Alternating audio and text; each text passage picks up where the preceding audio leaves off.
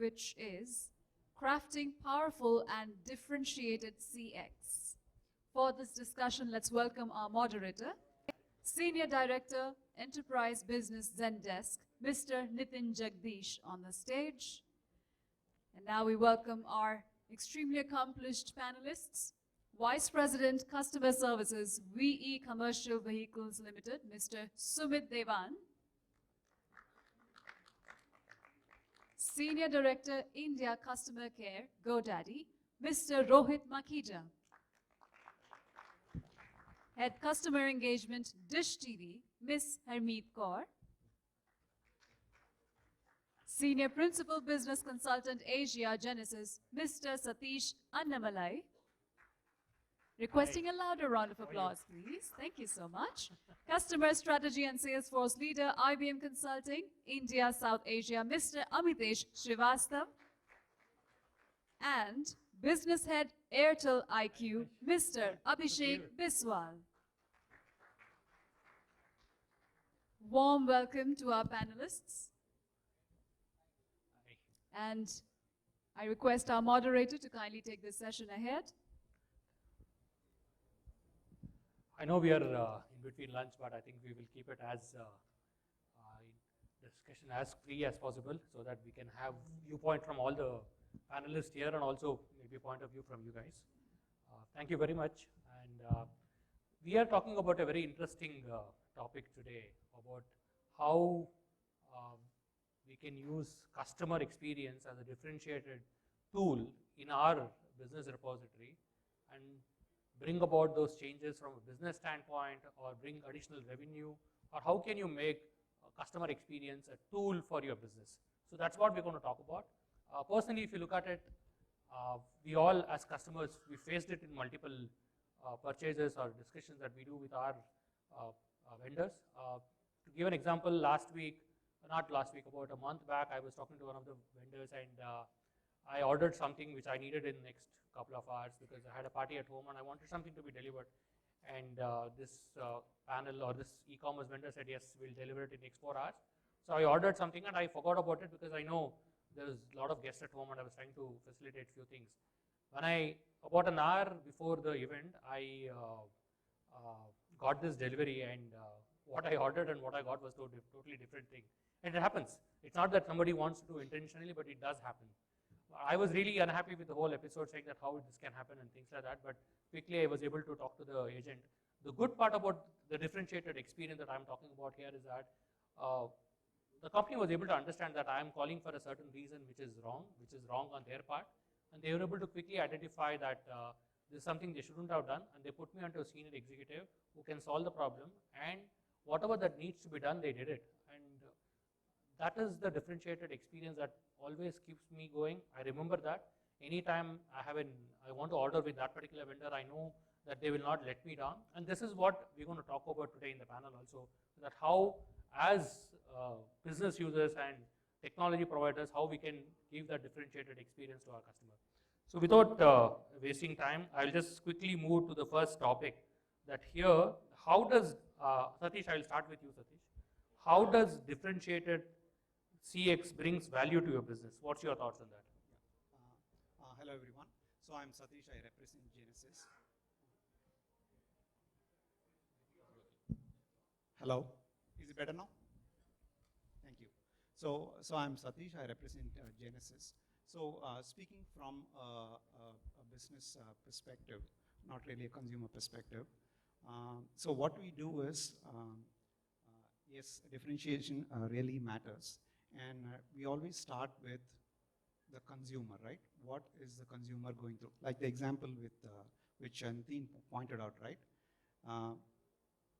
So how do you understand where the consumer is today, right? And are you able to act on it in the moment when you really need the help, right? Because you placed the order, there was a mishap, it does happen.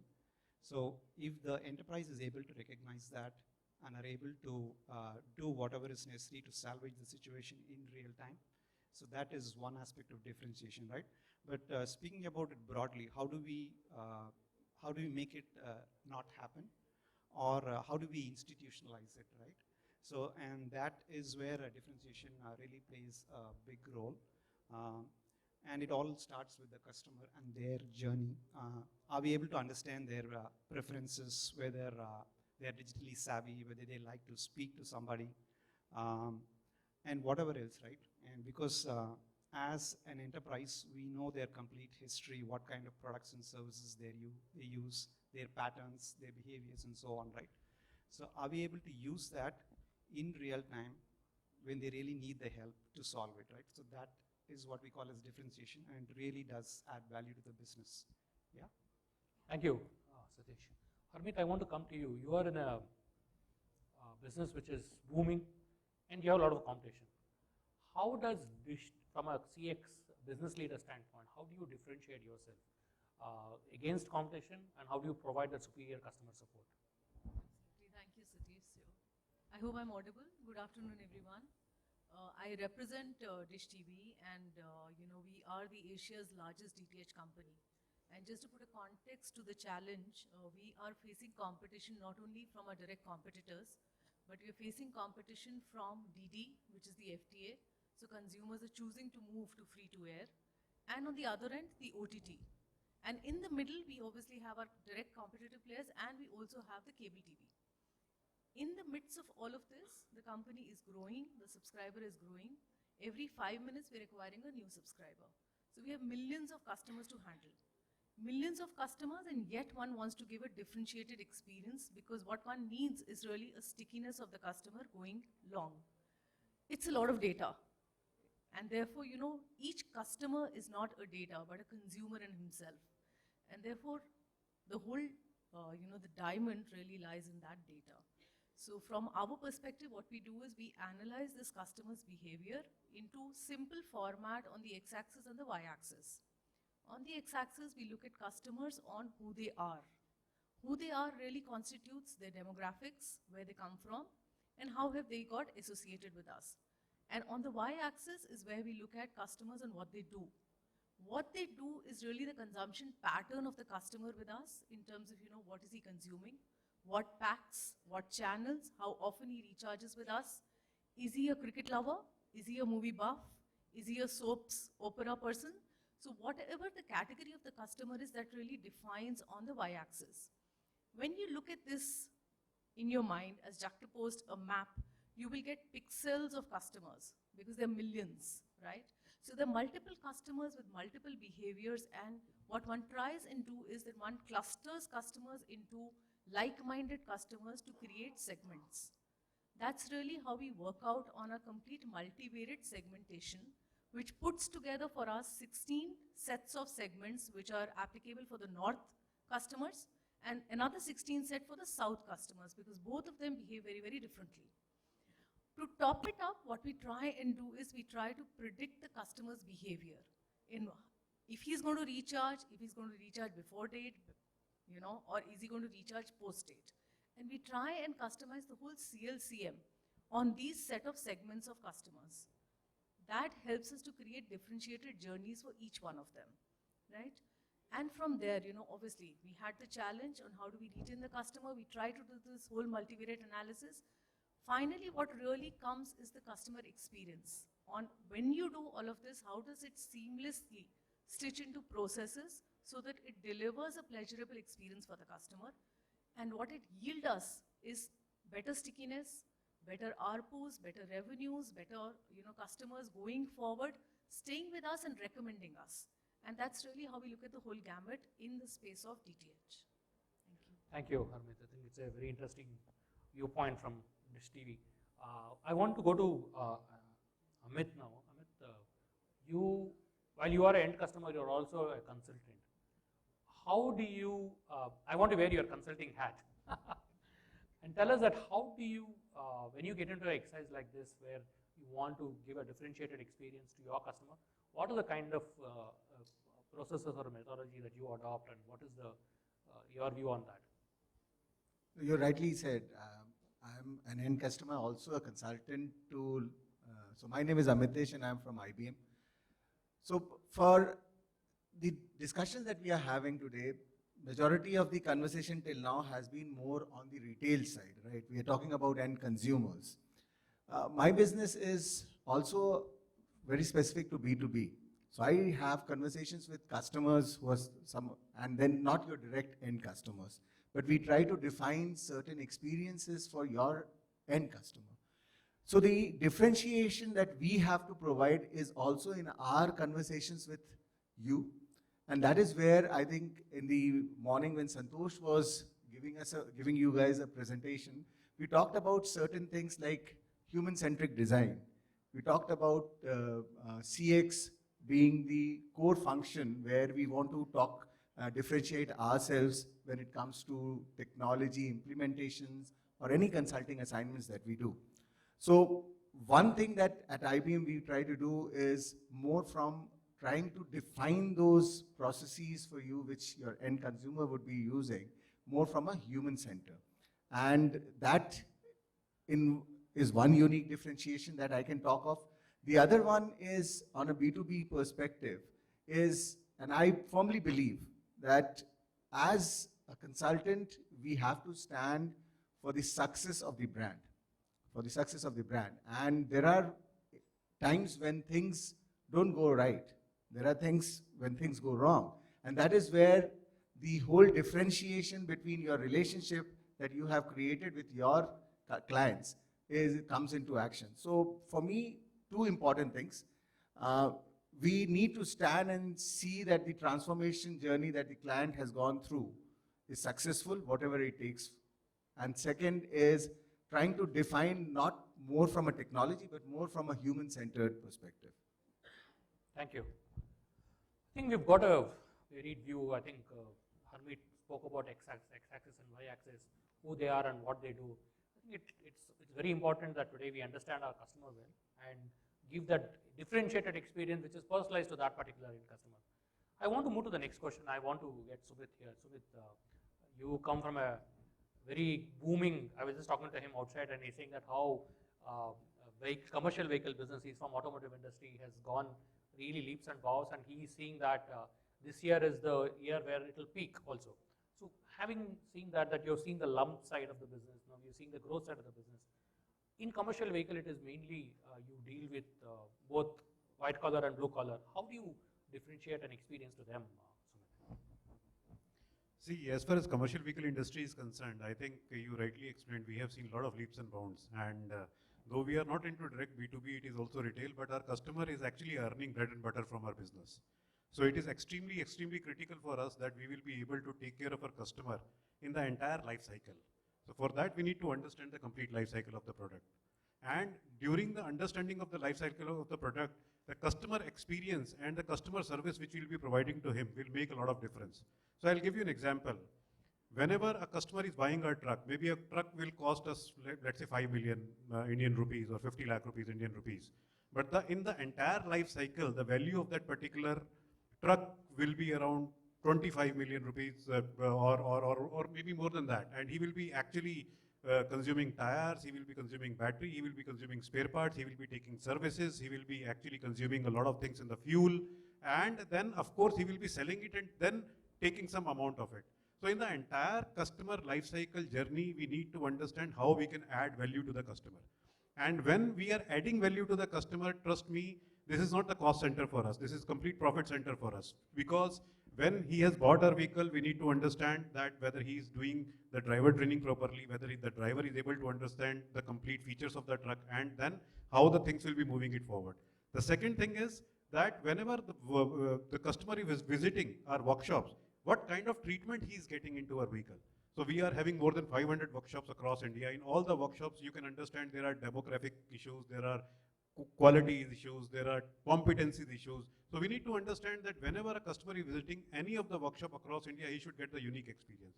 For that also, we have a clear program called Retail Excellence Program. In Retail Excellence, we have ensured that each and everything which is happening at the workshop is completely measured by the organization. So from the opening of the job card to the closing of the job card, from the repair quality, from the issue reported in the vehicle, everything is visible in our uptime center, and we are able to understand where is the gap, why there is a delay, if the quality is not good, why the quality is not good, and we are making some systemic corrections out of it. Nevertheless, most important thing is that we need to add a lot of value into the entire life cycle of the journey. And we have seen if we have taken the customer into the life cycle, our top line, our bottom line, our overall profitability has gone up substantially in all the sense. And we have got a lot of recommendations also, because our business runs on the recommendation. If a customer is happy, he will tell 100 different customers. We do not need Virat Kohli or 𝗓𝗃𝗄𝗧 to promote our product. Our customers are basically our brand ambassador, and if they are happy, they will be taking it forward. So this is what one area which we are actually working very closely, and we are quite sure whether we have reached the pinnacle, maybe not. We need to do a lot. We have a theme in our organization that every day should be better than the previous day. So we are learning every day. We are learning from the gentleman and lady here, and of course we will be taking the things forward. So this is what I need to say. Thank you, Sumit. Very, very interesting that your customers are your brand ambassador.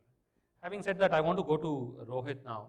Rohit, today, if you want to create that differentiated experience, there is a thought process in the industry that your customer experience organization has to be a profit center, not a cost center. What's your view on that?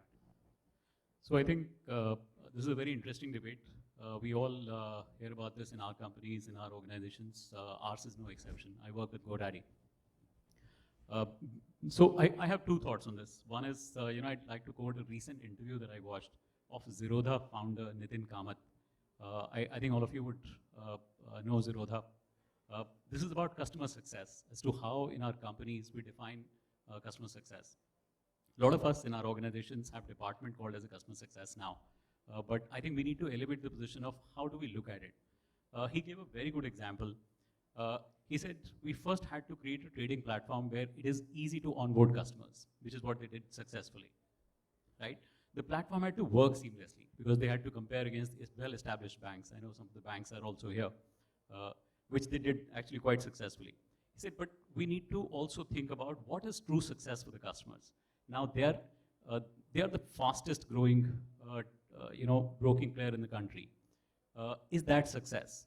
Platform is seamless. They are able to resolve customer queries, but is that success? He said, if I take an elevated position now, the customer success, what is customer there for? Not to experience a seamless journey. Customer is there to make money. Are we educating them enough? Are customers today making more money than they would have made with any other player? Can we go a step further, look at what is the end objective of this customer and solve for it? And thereby, I think they came up with this concept of 𝗬𝗂𝗐𝗍, which is how do you educate these customers? How do they fulfill their end objective? Just taking it a step further, at GoDaddy as an example, for long we've been looking at how do you create products which are good for the customers, which is easy to set up, right? It is typically a DIY offering. You buy a domain, you set up your website. All of that has to be a seamless, easy, intuitive experience, understood. But I think now we are also thinking about what is it that the end customer wants to do with that. I don't just want to showcase a fancy website to my end customers. I want some traffic. I want to do business. Are we making our customers successful? So I think if we turn this around and look at it at that level, then I think it's a job half done. Absolutely. I think, Rohit, I completely agree with you. I mean, we all are customers in our own way to GoDaddy, and every time I interacted with your organization, I felt that we've got what we want. Just a minute, I'll just grab some water. Sure, while he grabs some water, I'll just go with a slight bit of extension. Also this concept of cost center and profit center, in my mind, there is a very basic two-step process to look at it. One is whether your cost center, supposed customer care department is generating revenue, whether it is contributing as a direct revenue. That itself is a strong part of the equation. You could look at what is the amount of revenue that it generates. To that extent, that is the contribution to the profit that it makes. But I think, again, the elevated position there is, and not all customer care departments are structured in a way that you could be able to cross-sell or upsell. You need to look at what is the contribution in terms of NPS. NPS has a direct correlation in the long run with the customer longevity, with the customer retention. How does your customer care department contribute in terms of direct retention, in terms of reducing churn? For as long as those metrics are met, I think it is easy to solve a metric-based problem of whether you call it a cost center or a profit center. Fantastic. So, Abhishek, I'll come to you. I mean, Rohit touched upon the topic that how do you do a cross-sell, upsell.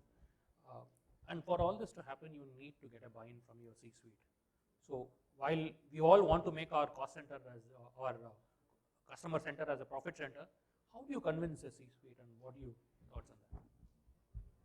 So I can talk about what what we do at Airtel. I think for us, we had over 300 million customers who were using our mobility services. And a lot of these customers wanted services around broadband, wanted services around DTH and so on and so forth. Right? If we really look at the premise of how to serve customers, what is the experience we want to leave with them, it is always about ensuring they are using these services to the right manner. They don't have a challenge using it, and they are supported in the best way possible. Right? Historically, organizations have always looked at this as churn control. They've always thought about experience centers, ensuring we give the experience to a customer, we solve their. So we start measuring how soon have we closed an SR. That's the, or I remember our contact center telling us we have this metric called FTR, which is first time resolution. What percentage of calls are on FTR? So we start chasing these metrics, and we put a lot of pressure on our teams. We try and bring costs down, saying why do we need so many agents? Why can't we move to chatbot? Why can't we move to voicebot? Let's bring costs down. That's what historically a lot of times you get that question, right? I think we looked at it slightly differently. We said we have a very large base of our own customers that we want to cross-sell to. And a large part of our base wants broadband, a large part of our base wants DTH. We also know which part of the base wants what through data and through signals, right? So we coined a process called serve to sell, saying at every touch point, we are here to serve the customer. We would like to serve them so that we leave a lasting experience in the customer's mind, to either push an obligation of try us more, which is that session, right? That the person who is talking to you or the product that is talking to you, if they serve you well, there is an obligation in the customer's mind saying, should I see what else they have to offer? Which is the way that we try to build all our journeys. So if you actually walk into our store, nobody tries to sell something to you as you walk in. They will actually ask you, what challenge are you facing? And how do we solve that challenge first? Right? And if you can elevate that experience to quickly solve the challenge to the happiness of the customer, they now have that brand recall and the obligation or the equity in that session to probe about buying something else. We quantified this. And we tested this, saying, how much can we probe? How much of this is actually attributed to the sale next time? We got about 30% of our acquisition of our tertiary service from our own base through this channel. And I'm not saying it's only based on the experience, it's based on a lot of data, next best action, etc. But I think the opportunity was created through that service experience. As long as we are empowering our front-end channels to be able to serve better, serve quickly, so that window gives you that whole space to go pitch another product. Right? If you can quantify this, I think, so that's what we did. Right? We ran a lot of these small experiments across our channels, whether they were calls or they were our digital channels or our physical channels at the store. We just started creating opportunities for cross-sell, and we started improving efficiency of service. So if somebody walks in for 15 minutes to one of our stores or wants to call you, we know what is the window of time they have available for that conversation. If you can finish the service element of that in that window, you increase time for your sale. Right? And I think we went brutal about this. How can we reduce service time by 10%, by 15%? What are the right tools to invest to get this going? What is the right data set to go after to be able to get this? And so I don't have a short answer. It took took some amount of persistence as well as a lot of experiments that we ran in order to do both investment in technology and also go back to our management to keep talking about what opportunities we can create. Amazing. We all agree that I think the word I really liked was serve to sell. If you're able to create metrics around it, I think we don't need to sell anything more to our management to tell that why we need to invest in technology. But coming to the next aspect of that, we all agree that to provide a differentiated experience, at least in the panel that we've discussed about three things: people, process, and technology. I think this is the way that if we have to provide a superior customer experience, we need to have right kind of people, we need to have right kind of process, and we need to have right kind of technology. My next question is in this to Harmeet, coming to you, because is that these three P's are important, but I want to come to the first P, which is people. How do you bring about that change in mindset to provide that superior experience, and what are the things that you do in your organization to do that? I think you asked me the toughest one, because if you would have asked Amit, me... I was asking for Okay, Amit. asking Amit. I'll come to you for the process. Okay, so if I'm Harmeet. Harmeet, yeah, so yeah, okay. Okay, so if I was to take an analogy to the three P's that we discussed, which is people, process, and technology, right? Yeah. The last one was technology. Okay.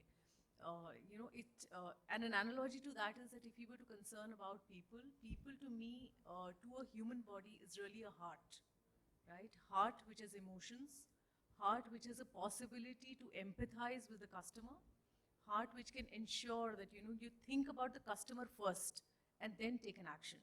So people therefore have that kind of criticality associated to the three that we're talking about. Talking about the second one, which is the process. Process primarily is the nervous system, which is actually connecting one part of the body to the other, but yet working seamlessly. Only when it works seamlessly can it give a pleasurable experience to the customer. The technology, very critical, is really the backbone, right? The backbone which will ensure that the processes work smoothly to the emotional, empathetic idea which the heart has generated, which is the people. Right? In fact, people, I have Mukesh Makhija, my team member here. I also have my ex-colleague here, 𝗍𝗵𝗂𝗃. I believe that people to me mean that, you are only as good as your team, you're only as good as your people, and so is an organization. Let me give you an example of how the three really come together with something which is unique, something introduced by Dish TV, and something that I'd like to, kind of share as a case study. So for us, knowing that a consumer misses his recharge date was a known fact, right? So while no matter how many recharge reminders we give to the consumer, he is bound to, miss out on recharging his television. And what it results in? It results in consumer agony, because the kid calls up the dad saying, "Papa, I miss my cartoon." The mom calls up the, the head of the family saying that, I missed my, the puja today because, I did not watch my TV, and it leads to an unpleasurable experience for the customer. Customer does have an intent to come back on recharge, which is something my data was showing, because as soon as he was deactivated, he would jump up and recharge, in a day, in 2 days, in 3 days. That's when I would get about 85% of my people come back and recharge. I did not want the customer to have this issue of missing out on television. But we are a totally prepaid business. Until you do not give me the money, I will not switch on your TV. So we came up with this service coming from the heart. The people gave this idea, which is saying that, what if we give an extension of 3 days to the consumer, right? So we tell the consumer that, why don't you ask and promise that you will pay me, and I will give you a 3-day extension on my credit, right? On the company's credit. The belief again in people, an idea from the people saying that if he wants an extension of television, he can give me a missed call. He can go and click on the web, app, chatbot, everywhere, and immediately a 3-day extension will be given to the customer. So a process got created, which was a missed call, which was on the app, on the chatbot, on the web, everywhere. A simple, easy process. You could give a missed call and immediately your 3 days television will be on. The backbone is really the technology. For a customer to give an easy missed call, firstly an easy number. So you pick up a mirror number, so it's very easy for him to remember every time he misses. He gives a missed call. The missed call hits my CRM. On the CRM, I identify this customer. My command, which goes to the satellite. the satellite throws the command back on the customer's television, and the customer's television is on in a jiffy. That's what the technology does for you. All three work hand in hand and very critically for us to ensure that this experience finally to the customer is a pleasurable experience. They must all come together. Another example which I can share with you is we did realize that a whole lot of our customers are moving to OTT. Like I started off by saying that while we have competition on one end from the DD, on the other end we really have a competition which is from OTT. We said if the customer really wants OTT and if he really wants to watch Netflix, Amazon Prime, if he wants to move to the 𝗧𝗿𝗄𝗆, we have regional OTTs, a whole lot of them, then why not, as a distributor of content, Dish TV procures all the OTT together and provides a single package to the customer. So we've just recently launched 𝗬𝗺𝗄𝗆, which is a service which is provided by Dish D2H platform to all our consumers to choose packages which are amalgamated packages of 12 OTTs together in a single monthly subscription. So again, an idea which comes from the mind.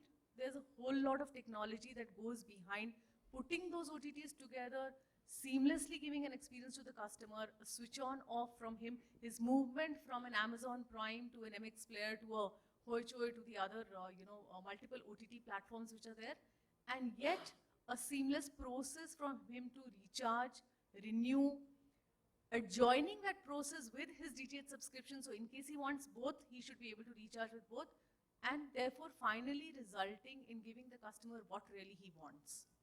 So all three of them as pieces work together very strongly, and I think as long as we give equal and enough priority to each one depending on the life stage of the product life cycle, we should be able to give finally a customer experience which is cut above the others. Thank you. I think it's very important that you rightly said that how we can provide the heart, which is the people, and give them the necessary tools to provide that superior experience. It matters a lot. I think we are running out of time, but I will still ask one last question to all of you. This is for all of you. Can you quote one example, maybe as an end customer or as a business decision maker, that you were able to see that differentiated experience with your organization or with someone else? Sumit, I'll start with you. Your question is that we need to quote an example? One example within your organization or any outside organization where you've seen the differentiated experience coming to you as a customer or you as a business provider. See, I think it is very important to understand the customer psychology. I'll give you an example. I will not name the customer. We have a very disgruntled customer. He was not very happy with the overall services, with the overall product. We deep dive, we understand what is his problem.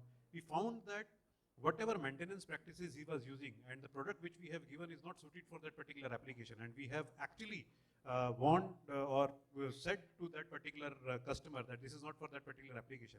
But at the end of the day, we felt that he is a customer, he bought our product, he invested in us, and it is actually creating a very bad image. So what we did, we actually worked very closely with that particular customer. We sent a team there, we have understood the complete application, we have trained their driver. For that particular application, we need to actually modify some of the vehicle parameters, and we need to change some of the things so that our vehicle will perform there. We put our site support team there so that our technicians, our parts and everything should be placed at that particular customer. And within 3 months, that the tractor has become our promoter. And trust me, after that particular journey I'm talking about, he has bought more than 100 vehicles of ours, and he has advised our vehicle for more than 100 customers. And now, as I already told in my first statement, he has become 𝗍𝗵𝗇 to us. Thank you. I think it's very important that you create that post-sale support. Rohit, I'll come to you about similar thing. From a GoDaddy standpoint, were you able to provide that experience? And yes, fortunately so. So we do a lot of customer meetups, customer councils. We did one a few years back in Mumbai that stood out for me. There's a lady who's been a customer with GoDaddy for a long time. She walked up to me. We were just interacting in this informal setting, and she said, "Rohit, do you know I'm your customer for life?"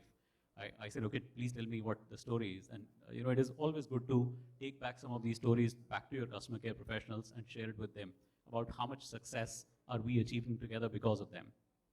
Her story really was, she had a retail outlet. She bought a domain to support that as an online presence. That retail outlet did not do well. Eventually, she just called customer care saying, now I no longer have the need for a domain. Let me just cancel this. In a typical scenario, I would say 9 out of 10 times you would have just accepted the request. Fine, your core usage of the domain no longer exists. Why would you keep it? One of our customer care guides went a step further, said, okay, fine, I understand your retail presence doesn't exist. The name itself doesn't hold much value in your eyes now. Having said that, we are one of the world's largest aftermarket platforms. Why would you want to just waste your money on domain as well? Why can't you just try and sell it? She said, oh, does that also happen? Let me try and do that. She made more money on the domain by selling it than what she had spent originally. What that led to was she bought a few more domains. She was able to sell those successfully. When I met up with her, she had no idea of that retail presence that she wanted to create a few years back. She was a full-time domainer. So yeah, that's the differentiated experience. Amazing story. Satish, how about you, Genesis? Yeah. So from a Genesis perspective, let me take one example. We do a lot of these events and conferences, and one of the feedback has been we want to really connect with the other CXOs. We want to learn from them, right? Rather than just product pictures and more slideware, right? So from this year onwards, what we've been trying to do is we've listened to our customers, and we made it. We have different types of forums where we have smaller forums as well, where it's a closed group discussion, and we're really able to. We're just providing the glue for the customers to share and interact, and using that to build more stories for sharing, more stories for us, and hopefully a better relation with those customers as well. So listening to customers and then acting on it, personalizing to what they ask. Amazing. So last 30 seconds, if you give, I just want to take view from Amit and Abhishek. I know we are holding you for lunch, but maybe for 30 seconds, quickly, Abhishek and Amit. So I think a year and a half ago, so we built what we call a service portal for our contact center executives, right? So it's a place where they essentially can see the entire relationship that we have with the customer. So there was a customer who had gone on international roaming, they'd gone on a trip and they'd come back. And they were unhappy with the bill that they saw, right? And we charged them for something they felt they shouldn't be charged for it. And this person had called the contact center and registered a complaint. Incidentally, this person walked into one of our stores the next day. And we were trying to launch the service portal at our stores. And imagine these are early days for us of omni-channel data. Right? So earlier we had like channel 1 and channel 2 not connected. And the guy would walk into the store and we would welcome the person very warmly and then start from Adam. That's what we would do, right? So I saw this person walk in. One of our CROs walked up to this person as they were waiting, and the CRO said, "Sir, thank you for visiting our store. I know you called us yesterday to register a complaint on your bill. By the way, we've realized that we should have not charged you for it, and we've waived this off. And I don't know if you're here for this today, but this is something that is taken care of." Right? I was standing behind this customer relationship officer, right? And I could see the smile on the customer's face. The customer was delighted. See, he walked in with some amount of rage. Saying, I called these guys, they didn't do anything. I will go to the store today, and as a minimum, I will at least transmit my feelings to that store manager, right? That's the minimum the customer could have done or achieved, right? The store manager won this customer for life. And this is an old gentleman, he couldn't use the app, so he kept going to the store, right? So I think this is a very small example of how omni-channel customer experience really made a difference in that person's life, right? Both the CRO, who would have otherwise had to listen for 10 minutes, say sorry 5 times, keep looking at their laptop to figure out kya galti ho gayi. They would do that, right? All of that went away. So it's an example for me. I was delighted. I was standing right there, and I saw this happen. Absolutely. Amit, final comments. I'll just take very short. I think everybody would have gone through the pain if you would have ordered something which is electronic goods on any of your online website, and if you want to return that. I think that's a big pain that we all would have gone through, because earlier it was much easier, but then it was introduced that you'll have to go to the service center, get a slip saying that it is not worthy and other stuff, and then only it would be returned. So I received something, I think almost 2.5 years back, before COVID. It was a luxury sound box, Sonos, which was ordered, and by mistake, I think it was, they sent me a different model altogether, and it seemed to me it was used. So I called up the call center asking for a refund, and the process that I went through after that, and I'll just take some clue from the omni-channel experience that you were trying to create. They knew everything about the last, I think, almost 10, 11 years. I also used their website when I was in US, so they were also aware about all that history. And it was all very seamless through my mobile. They were able to see the product that I was talking of. And it was done, I think, in 20, 25 minutes, the whole process. And if you ask me, the amount of technology that was used amazed me. Because you can provide differentiated service, you can actually bring that delight on the customer, but the technology and the data that is going behind is something that you need to know how to use it and with whom you need to use it. Thank you. I think we have heard the rings 2 times. We will stop it here.